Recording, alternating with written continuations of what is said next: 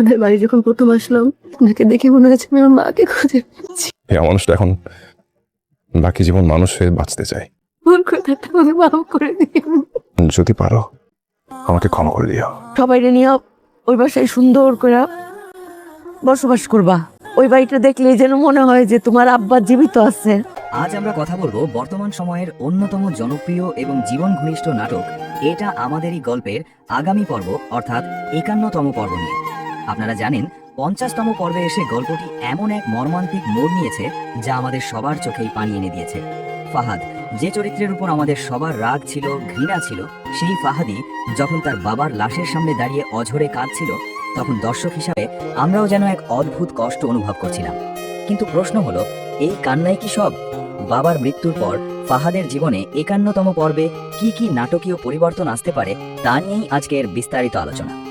গত পর্বের শেষ দৃশ্যটা যদি খেয়াল করেন, ফাহাদ তার ভুল বুঝতে পেরেছিল ঠিকই, কিন্তু ততক্ষণে অনেক দেরি হয়ে গেছে।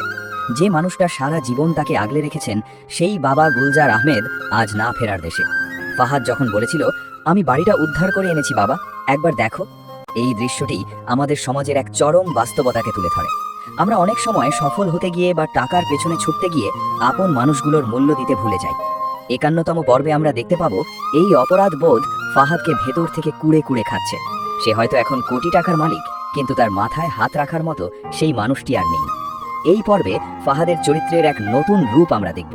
সে হয়তো তার কর্পোরেট লাইফ বা শ্বশুরবাড়ির সেই দপট থেকে নিজেকে গুটিয়ে নিতে চাইবে। তবে গল্পের সবচেয়ে গুরুত্বপূর্ণ দিক হবে ফাহাদের মা। ৫০তম পর্বে আমরা দেখেছি তার মা কতটা ভেঙে পড়েছেন। ফাহাদকে তিনি দানব বলে সম্বোধন করেছেন। ৫১তম পর্বে ফাহাদ যখন তার মায়ের কাছে ক্ষমা চাইতে যাবে তখন সেই দৃশ্যটি হবে সব থেকে ইমোশনাল। একজন মা কি তার সন্তানকে ক্ষমা করতে পারেন যে তার স্বামীর মৃত্যুর জন্য পরোক্ষভাবে দায়ী? এখানে গল্পের একটা বড় টুইস্ট আসতে পারে। ফাহাদের মা হয়তো তাকে ক্ষমা করবেন না সহজে, তাকে বলবেন তার কৃতকর্মের প্রায়শ্চিত্ত করতে। ফাহাদ কি পারবে তার সব সম্পদ ত্যাগ করে সাধারণ এক মানুষের মতো মায়ের সেবা করতে? অন্যদিকে ফাহাদের স্ত্রী এবং তার শ্বশুরবাড়ির লোকজন কি ফাহাদের এই পরিবর্তন মেনে নেবে?